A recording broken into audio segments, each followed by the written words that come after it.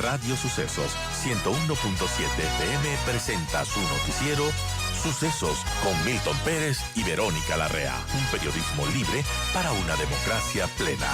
Los hechos y las opiniones de los sucesos que marcan nuestro tiempo.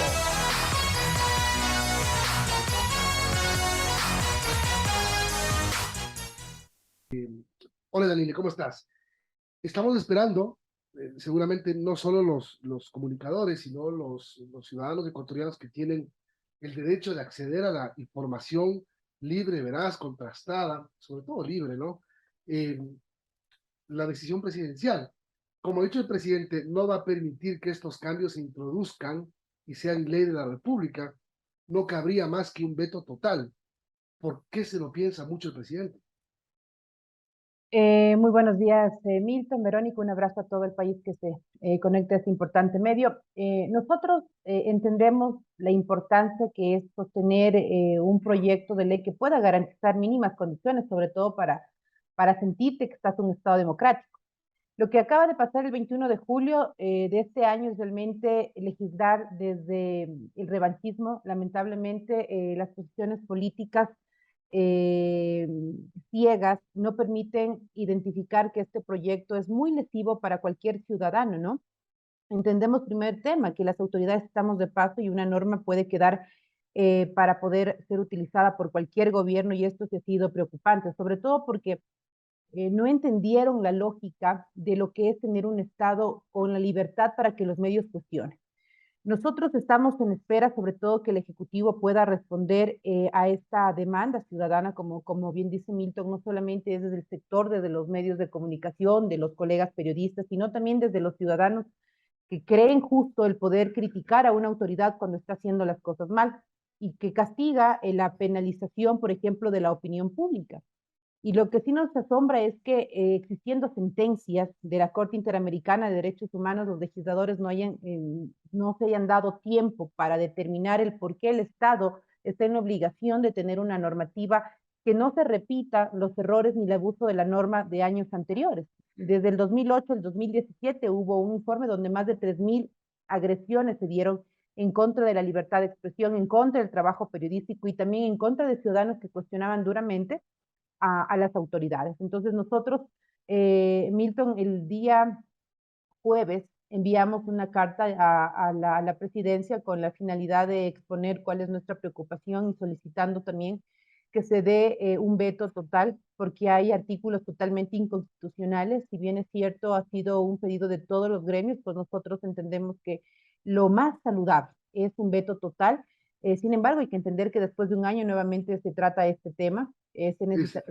Necesitará 92 votos, y ahí es también donde uno espera que durante este año por lo menos exista la posibilidad de que desde el sector de la sociedad civil se pueda generar un debate mucho más amplio. Lo que a mí me parece que no han analizado, sobre todo en el año 2019, como recordarás, yo fui legisladora y nosotros hicimos todo lo posible por tener sobre todo una mesa de debate donde se retomaba las propuestas de los sectores de la comunicación, pero también las críticas frente a una normativa que fue lesiva como la ley Mordaza. Así que artículos como, por ejemplo, el artículo 5, que le quieren dar la potestad al Consejo de Comunicación para que nosotros busquemos los mecanismos para reglamentar si cumplen o no los medios de comunicación las normas deontológicas, me parece totalmente fuera de la realidad, cuando en su momento en la ley del 2013 existía el artículo 10, que bajo este articulado pues se sancionaba económicamente a los medios de comunicación, o escuchar que el artículo 17, que el Estado sea un juez supremo para que determine qué es información veraz y qué es información falsa. Entonces me parece que no estamos siendo claros en lo que el Estado debería sostener como una norma para permitir la libertad de expresión. En el tema de la operación política del INE, tú mencionas, el veto total sería, obviamente, sin discusión, la vía para rechazar un texto por completo. Pero claro, políticamente existe la posibilidad de que un año la misma mayoría insista, si es que sigue existiendo. El veto parcial, que parecería que es, digamos, también sería medio disparatado pensar que va a haber un veto parcial si es que tú rechazas todo lo que sale de ahí, pero a lo mejor también tiene sus condiciones políticamente favorables, porque no creo que la mayoría tenga los votos para insistir en el texto original. Yo también considero que no hay los votos, sobre todo porque después de la aprobación de esta normativa, muchos asambleístas, frente a la crítica de los ciudadanos y frente a lo que los medios de comunicación hicieron un análisis de artículo por artículo, entendieron la irresponsabilidad que fue. Frente a esto, yo veo que ciertos asambleístas están reculando o están con temor de volver a sostener este texto que es totalmente regresivo en materia de derechos, abordando el tema de libertad de expresión. Pero también hay varias vías, veto total, veto parcial y también objeción por inconstitucionalidad. Ahora, Entonces, este tema... para que la gente entienda nada más el tema del veto parcial, porque uno diría, si el presidente veta parcialmente esta ley, es porque está de acuerdo en algo. Pero un veto parcial puede ser también objetar el 99.9% del cuerpo Así es. legal, quedarte con algo y solamente para que sea una operación de que no tienen los votos para insistir, porque no son los mismos con los que aprobaron los que van a tener que insistir en el texto original. Por supuesto, lo más saludable es el veto total, porque tú dices, puede objetar el 95%, que es casi la totalidad de la norma que se acaba de aprobar. Pero hay que entender algo, hay normativa totalmente inconstitucional. Yo no sé bajo qué criterio ellos, por ejemplo, asumen de que se puede eliminar la parte de opinión con el tema de información para poder dar luz verde al tema de bajo la responsabilidad ulterior, el tema de sancionar a quien opine. Yo te comento que sobre todo en medios, en medios provinciales, te lo digo porque yo vengo de una provincia como Loja, todavía existe la posibilidad de que el ciudadano llame a la radio y pueda criticar a la autoridad. Entonces, imagínate lo que eso sería realmente si es que el funcionario se siente aludido. Van a empezar un sinnúmero de demandas por tema penal en contra del periodista, en contra del ciudadano que obviamente empieza a hacer crítica con la autoridad. Totalmente sin argumento constitucional, sin argumento amparado en la Corte Interamericana, sobre todo con la sentencia que el Estado ecuatoriano tiene que pagar 10 millones en el caso de Emilio Palacios versus el caso del Universo, no nos ha dado la posibilidad de que esta asamblea pueda aterrizar en esto. Pero sí te voy a ser muy honesto, yo creo que tenemos que entender que el debate tiene que ir más allá. Va a pasar el año y claro, hay que verla cómo las fuerzas se mantienen en la asamblea, pero yo también estoy de la teoría que no se va a sostener los 92 votos para poder dar paso pues a la sostenibilidad de estos artículos. Sin embargo, creo que lo menos lesivo para el Estado, para el quehacer profesional, sobre todo del periodismo, es el veto total. Y bueno, veamos en este año cómo se puede sostener de alguna manera los debates para que puedan entender qué tan lesivo es esta norma y que los legisladores asuman con toda la responsabilidad lo que acaban de hacer. Porque claro, hay que entender, si luego de un año no existen los votos como para poder dejar esto archivado, imagínate lo que sería con una norma donde totalmente se penalice el trabajo periodístico. Sería lesivo totalmente para el Estado. Janine, y en esa línea, bueno, muchas organizaciones que defienden la libertad de expresión justamente decían que se debe vetar totalmente este proyecto, pero viendo lo que podría pasar en un año, hay todavía una intención política de cierto grupo que quiere regresar a lo que fue en su momento la ley Mordaza. Sí, por supuesto. No nos tiene a nosotros que llamar la atención de qué sector viene impulsando esta normativa. Ellos se sienten cómodos silenciando a los periodistas, ¿no? Y claro, hay que entender que en este mundo tan sensible de la comunicación y frente al quehacer público, hay muchas cosas que sacar a la luz. Y ese es uno de los principales temores. Y claro, ellos están de alguna manera tratando de tener una normativa para poder blindarse, como lo hicieron en su momento con la ley Mordaza. Y lo que sí es penoso, te digo, por parte sobre todo del sector de Pachacuti. Yo recuerdo que en el año 2019 nosotros trabajamos directamente con Apauqui Castro, que fue el representante de los medios de la CONAIE. No tienes idea, Verónica, nosotros cómo en el 2019 logramos incorporar las peticiones de ellos para poder dar una mirada a los medios comunitarios. Por primera vez las acciones afirmativas tomaban forma en la normativa del 2019. Y me llama la atención que por apoyar este proyecto, ellos eliminan artículos que beneficiaban económicamente a los medios comunitarios, como por ejemplo, ellos tenían la posibilidad de reducción en las tasas de agua potable, de luz, de acuerdo obviamente al sector donde ellos estaban. Y me parece totalmente fuera de responsabilidad el que ellos por quizás este revanchismo político, entendemos la fuerza dentro de la Asamblea, se hayan olvidado de lo que en su momento les costó. O, por ejemplo, que se hayan olvidado de lo complicado que es hablar del sistema hoy de protección. Tenemos el artículo 42,1 y yo quiero recordarte esto porque a raíz del asesinato de los colegas del comercio es que se empezó en el 2019 a hablar del sistema de protección. Pero hoy la normativa es tan amplia que no le da la responsabilidad a todas las instituciones del Estado que deberían estar en el sistema de protección. Hoy estamos sosteniéndonos con convenios, con instituciones, con cooperación, pero no hay la responsabilidad implícita o escrita en la norma para ver cuál es la competencia de ciertas instituciones. Entonces, no hemos avanzado en nada, no hemos aterrizado en la realidad, en cuán complicado hoy es ejercer el periodismo, sobre todo porque no solamente te enfrentas al político corrupto o al mal administrador, sino también hoy el crimen organizado, que estamos viendo cómo hace poco también cobró la vida de un periodista en Manabí. Entonces, todos estos temas no han sido analizados y es una pena porque tranquilamente esta asamblea pudo mejorar el texto que en el 2019 logramos pues un gran paso con la eliminación de la Supercom.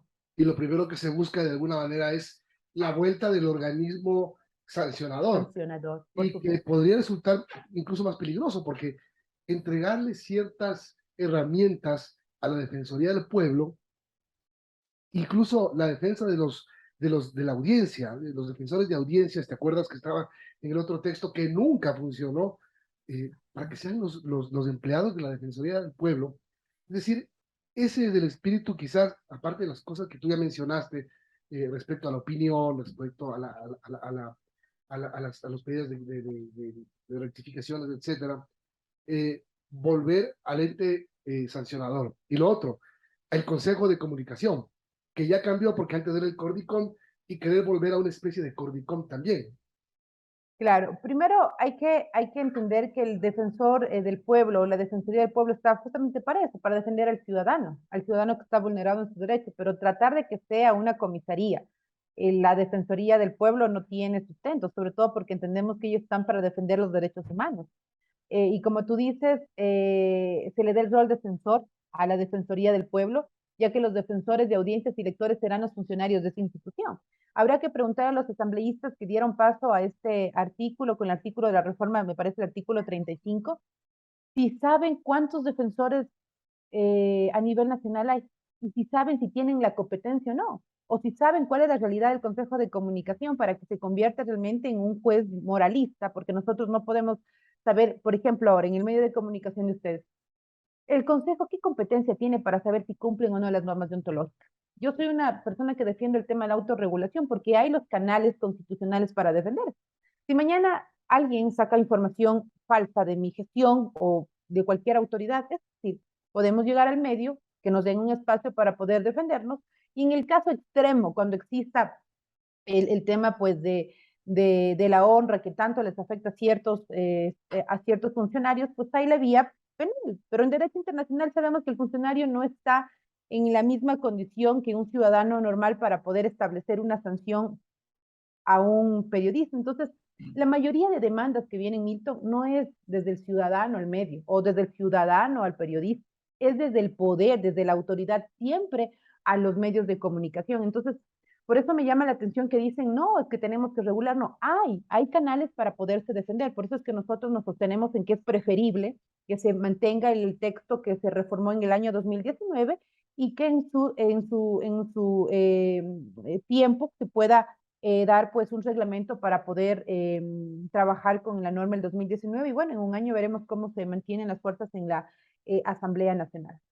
Ahora, Janine, mientras los legisladores discuten sobre la pertinencia o no de la honra de los funcionarios públicos que, como sabemos, están expuestos a un mayor escrutinio y por eso deben ser más tolerantes, lo dicen las normas internacionales, pero algo que no se ha discutido y que preocupa es este ambiente hostil y violento en el que está ejerciéndose el periodismo. Tenemos casos recientes de asesinatos de periodistas, 9 casos en el Ecuador que siguen en la impunidad y un caso reciente, el que mencionamos, de Gerardo Delgado de Hola Manta TV en Manabí.